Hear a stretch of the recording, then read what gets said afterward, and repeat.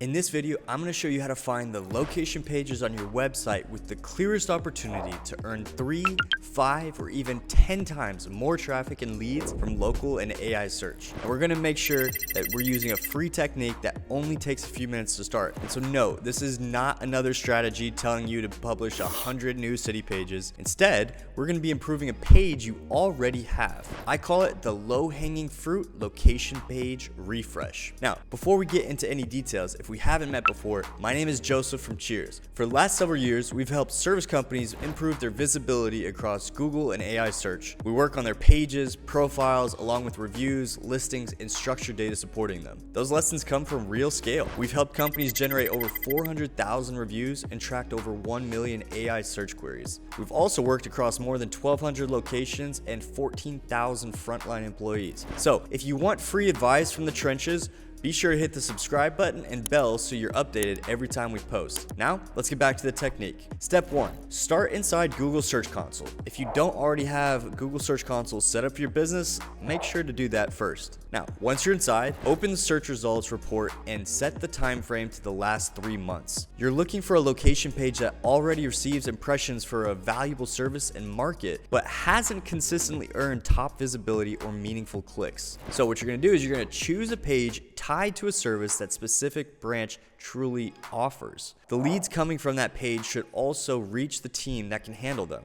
Now, imagine an HVAC company has a Phoenix location page. Search Console shows that page appearing for queries related to emergency AC repair in Phoenix, but it rarely earns a click. That might sound familiar. Now, Google already associates the page with the service and market, so we're not starting from zero. Now, before you edit anything, confirm that the query really belongs to that location. Does the branch offer the service? Does it cover the market? Do the phone number and booking route send the customer to the correct team? Now, if the answer to any of those are no, fix that before moving forward. Now, step 2, choose one important service in the market that page represents. Now, for our Phoenix example, the target might be emergency AC repair in Phoenix. To clarify, you're not trying to repeat that phrase everywhere. Instead, use it to guide what the page needs to answer. A customer should quickly see that the branch handles the job and serves the market. They should also see proof and know how to get help. If the page cannot make those things clear, you've found a useful place to begin the refresh. Now on to step 3. With the page and target selected, you're ready to refresh the 3 parts that matter most. Number 1 is the opening. The page title, main heading, and first paragraph should identify the real location and explain the most important work available there. Avoid any introduction like "Welcome to our Phoenix location," where customer service is our highest priority, right? We don't want anything vague. We want to make sure that it's specific. So instead, say something more useful like, "Our Phoenix team provides emergency AC repair across the East Valley with calls routed directly to local dispatch team." Once the opening explains what the branch offers, move into the second part, local proof. This is where you show the customer that the branch can do the actual work you're advertising. This will be where you add recent local job photos, explain the credentials that matter, introduce the local team when the information is maintained, and then summarize recurring review themes from customers who received the service. Don't just copy and paste the same testimonial onto every location page. The proof should belong to this service and to this market. The reason that is because the crawlable bots that AI might be using for any specific page that you have on your website, we want the proof to show that exact thing that you are advertising on the page. Now, once you've established the proof, guide the customer into the third part, the customer path. When someone's ready, you want to make the phone number and hours easy to find. Take away all the friction. That means that you clearly explain the service area and keep the booking link visible. Maybe that's a Service Titan link. Whatever it may be, just make sure it's easily accessible and ready for them to click. The location page and Google Business Profile should both send the customer to the same real branch. Sometimes we've noticed that some customers don't have the Google Business Profile and the location page aligning to the same thing, so that's just something you want to confirm. Once the visible page is accurate, you'll want to match the structured data to it. Be sure to use the correct local business type when supported, as well as keep the phone number, hours, URL, location identity, and service facts consistent. Finally, you've done all the heavy lifting.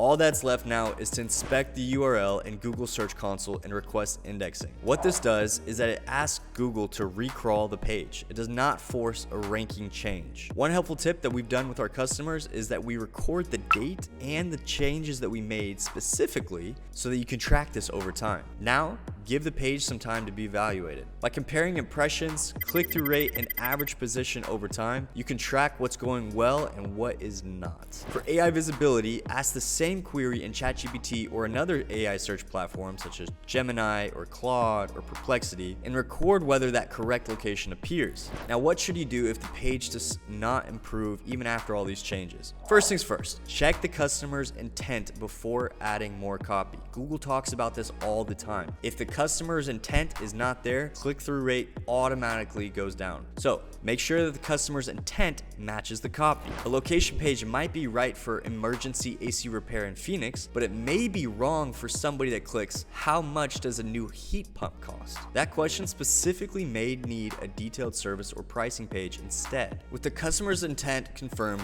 compare the page with others that already are performing well. Simply look at them, what's doing well, and compare and contrast. Now look for a more direct answer, stronger local proof, clearer coverage, or a faster path to the right team. Again, removing the friction. Now take the same look at your own page. If the only unique detail is the city name, adding more keywords will not make it more useful. Now finally, look beyond the copy.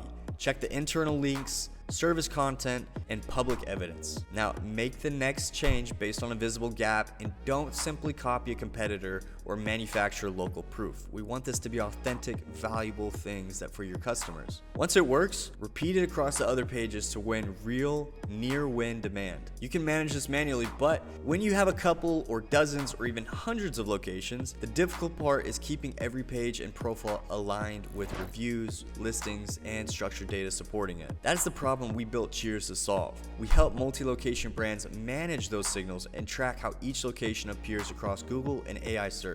If you want to see where your business currently stands, go to www.cheers.tech/visibility and get a free AI visibility report. It'll give you a clear starting point for the work we just covered. And from there, choose one existing location page, find one valuable service it's already associated with, and then make that branch easier to understand, easier to verify, and easier to connect. That is the low-hanging fruit location page refresh.